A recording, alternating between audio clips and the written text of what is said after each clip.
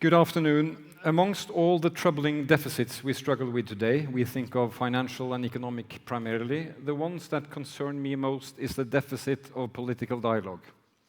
Our ability to address modern conflicts as they are, to go to the source of what they're all about, and to understand the key players and to deal with them. We who are diplomats, we are trained to deal with conflicts between states and issues between states, and I can tell you our agenda is full. There is trade, there is disarmament, there is cross-border relations. But the picture is changing, and we are seeing that there are new key players coming onto the scene. We loosely call them groups.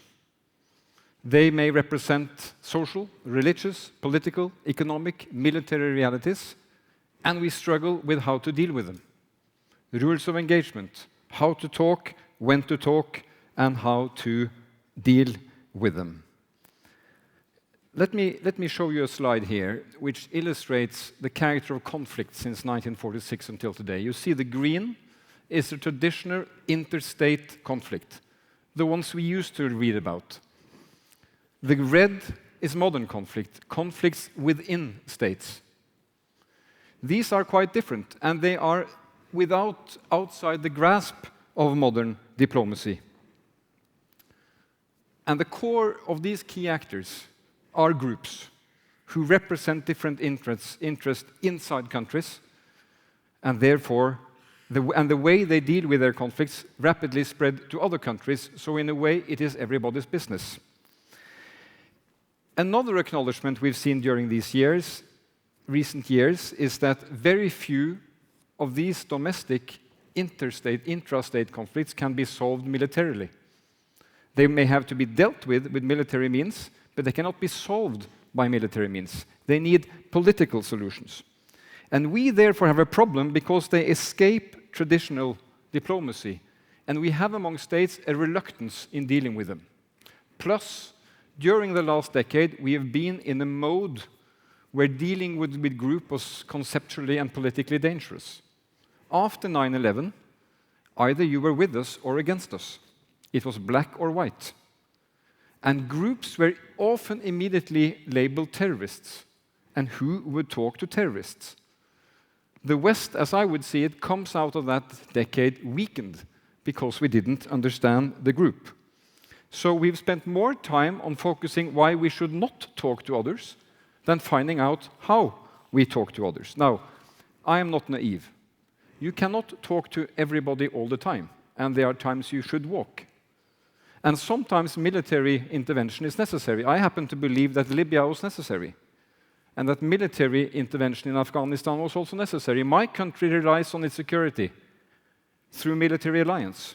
That's clear. But still, we have a large deficit in dealing and understanding modern conflict. Let us turn to Afghanistan. 10 years after that military intervention, that country is far from secure. The situation, to be honest, is very serious. Now, again, the military is necessary, but the military is no problem solver. When I first came to Afghanistan in 2005 as a foreign minister, I met the commander of ISAF, the international troops. And he told me that this can be won militarily, minister. We just have to persevere. Now, 4 ISAFs later, we hear a different message. This cannot be won militarily. We need military presence, but we need to move to politics. We can only solve this through a political solution. And it is not us who will solve it. Afghans have to solve it. But then they need a different political process than the one they were given in 2001, 2002. They need an inclusive process where the real fabric of this very complicated society can deal with their issues. Everybody seems to agree with that. It was very controversial to say 3, 4, 5 years ago. Now everybody agrees. But now, as we prepare to talk, we understand how little we know, because we didn't talk. We didn't grasp what was going on. The International Committee of the Red Cross, the ICRC, is talking to everyone. And it is doing so because it is neutral. And that's one reason why that organization probably is the best informed key player to understand modern conflict, because they talk. My point is that you don't have to be neutral to talk. And you don't have to agree when you sit down with the other side. And you can always walk. But if you don't talk, you cannot engage the other side. And the other side which you're going to engage is the one with whom you profoundly disagree.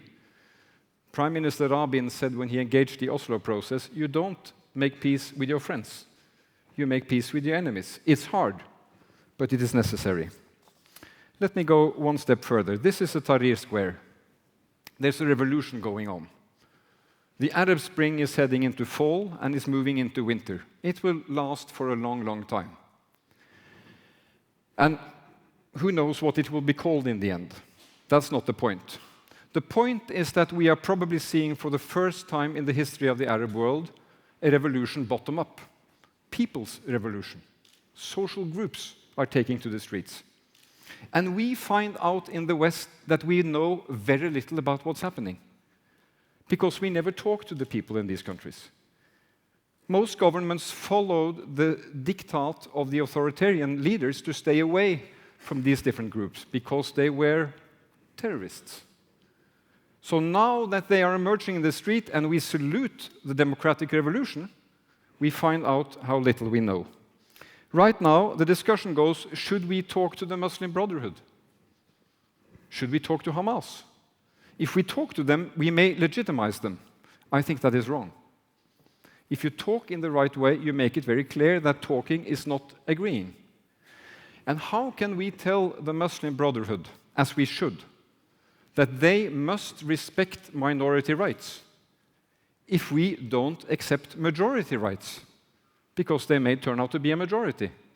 How can we escape being double standard if we at the same time preach democracy and at the same time don't want to deal with the groups that are representative? How will we ever be interlocutors? Now, my diplomats are instructed to talk to all these groups. But talking can be done in different ways.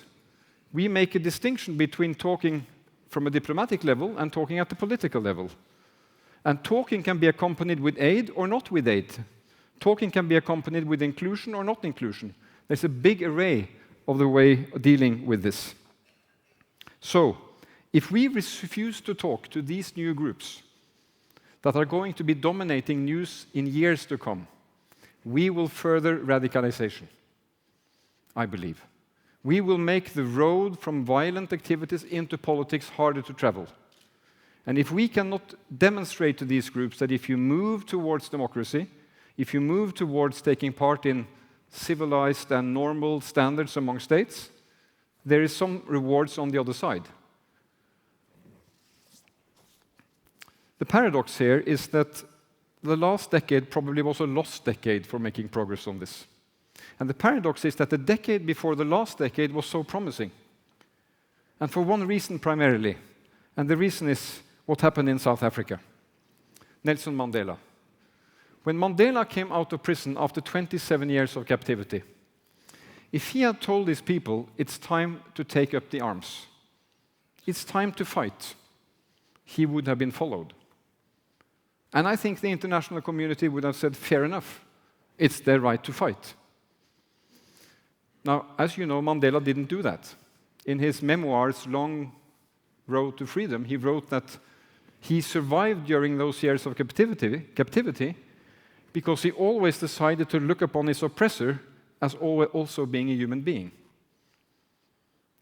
Also being a human being. So he engaged a political process of dialogue, not as a strategy of the weak, but as a strategy of the strong. And he engaged talking profoundly by settling some of the most tricky issues through a truth and reconciliation process, where people came and talked. Now, South African friends will know that that was very painful. So what can we learn from all of this? Dialogue is not easy, not between individuals, not between groups, not between governments, but it is very necessary. If we're going to deal with political conflict solving of conflicts, if we're going to understand these new groups which are coming from bottom up, supported by technology which is available to all, we diplomats cannot be sitting back in the blankets, believing that we are doing interstate relations. We have to connect with these profound changes. And what is dialogue really about? When I enter into dialogue, I really hope that the other side would pick up my points of view, that I will impress upon them my opinions and my values. I cannot do that unless I send the signals that I will be open to listen to the other side's signals. We need a lot more training on how to do that, and a lot more practice on how that can take problem solving forward. We know from our personal experiences that it's easy sometimes just to walk, and sometimes you may need to fight. And I wouldn't say that that is the wrong thing in all circumstances. Sometimes you have to. But that strategy seldom takes you very far. The alternative is a strategy of engagement and principled dialogue. And I believe we need to strengthen this approach in modern diplomacy, not only between states, but also within states. We are seeing some new signs. We could never have done the convention against anti-personal landmines and the convention that is banning cluster munitions unless we had done diplomacy differently, by engaging with civil society. All of a sudden, NGOs were not only standing in the streets crying their slogans, but they were taking into the negotiations, partly because they represented the victims of these weapons. And they brought their knowledge. And there was an interaction between diplomacy and the power coming bottom up. This is perhaps a first element of a change. In the future, I believe we should draw examples from these different illustrations, not to have diplomacy which is disconnected from people and civil society. And we have to go also beyond traditional diplomacy to the survival issue of our times, climate change. How are we going to solve climate change through negotiations unless we are able to make civil society and people not part of the problem but part of the solution? It is going to demand an inclusive process of diplomacy very different from the one we are practicing today as we are heading to new rounds of difficult climate negotiations. But when we move towards something which has to be much more along a broad mobilization. It's crucial to understand, I believe, because of technology and because of globalization, societies from bottom up. We as diplomats need to know the social capital of communities. What is it that makes people trust each other, not only between states, but also within states? What is the legitimacy of diplomacy, of the solution we devise as diplomats, if they cannot be reflected and understood by also these broader forces of societies that we now very loosely call groups? The good thing is that we are not powerless. We have never had as many means of communication, means of being connected, means of reaching out, means of including. The diplomatic toolbox is actually full of different tools we can use to strengthen our communication. But the problem is that we are coming out of a decade where we have the fear of touching it. Now, I hope in the coming years that we are able to demonstrate through some concrete examples that that fear is receding.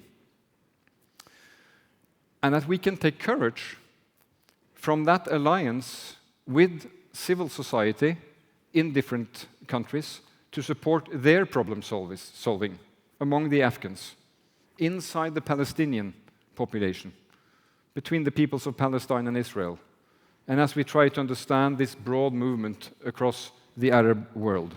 We are not powerless. We need to improve the necessary skills, and we need the courage to use them. In my country, I have seen how the Council of Islamist groups and Christian groups came together, not as a government initiative, but they came together on their own initiative to establish contact and dialogue in times where things were pretty low-key tension.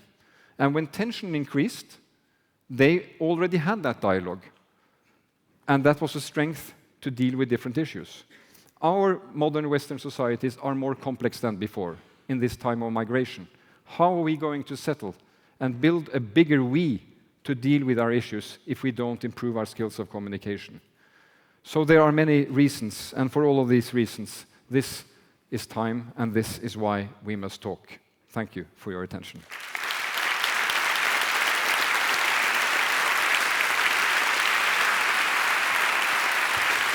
Thank you. Thanks, Dave. That's for you, not for me. That's for Thank you.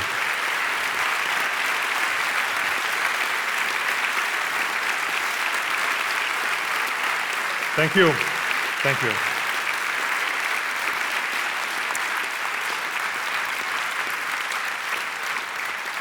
Minister Støre, I would like to ask you a couple of questions about the Norwegian experience of terrorism and your own personal experience of it. In 2008, you were caught in a terrorist attack in Kabul. You escaped unhurt, others did not. And then, just 5 months ago, Norway was hit by its own domestic version of it with the Utøya attack, and we all remember that tragic day. Now, just literally a couple of days ago, the transcripts of the interrogation of the terrorist Breivik were leaked to the Norwegian press, and they revealed that you were on his target list. Now, I'm wondering, you just told us that you have a strong belief in dialogue, but have these very private events ever made you doubt? Well, I think these are the moments where you really have to try to distinguish between two parts of yourself. Now, being caught in a terror attack in Kabul and being on the top of the hit list of this terrorist in Norway gives me some private reflection, obviously, to me and with my family. And every individual will have to ponder on that to deal with that kind of news. But the politicians in me and the minister in me tells me this is all the more a reason why we need to move forward in improving the way we deal with conflict. Because if we're going to deal with the old way of dealing with conflicts, then we're going to keep on dealing with terrorists. We're going to keep on dealing with problematic issues as a result of violence, which will always be with us. But as foreign ministers, with all the opportunities we now have, we have to take that as a, I wouldn't call it inspiration, but a very, very compelling case for doing things differently. Seen from abroad, the Norwegian response to the attacks in Utøya was really amazing. It was strong, it was rational, it felt like coming from a very strong community, from a very strong sense of community. An open society was hit, and it responded without closing up. And I think that many among us have kind of mentally compared this to the reaction of other countries hit by terrorism. And so we're all wondering, what makes Norway and Norwegians so resilient and so committed to openness? Well, I mean, first of all, this is not end of story. We are in the early phases of a very dramatic healing process. Firstly, because there are many, many, many people hit by this dramatic event, wounded, affected, families, and so on, and we will have to keep looking after them very, very carefully. Secondly, we have not had a trial yet, so we don't know the complete picture, but it seems as though this is, the lone wolf version. So I think, it's a scary reminder that, one individual, if that's how it turns out, can do such an horrendous thing. We need to study very carefully how could that happen in our country. But still, I think you find that Norway is a country with a strong social capital base, which I think is absolutely key, with a strong common denominator of what it means to be a society, what it means to be a community. And I think the test of our country now is that we are able to do two things: look after the people who needs to be looked after, and they are many, and then return to democratic, pluralistic life. We stood very closely together for some weeks, but that is not a normal thing in a democracy. We have to move back to normal ways of dealing with issues, disagreeing in a sensible and civilized way. We are on that road, and hopefully we can get through it. And the whole world is going to be watching. Mr. Støre, thank you very much. Thank you. Thank you.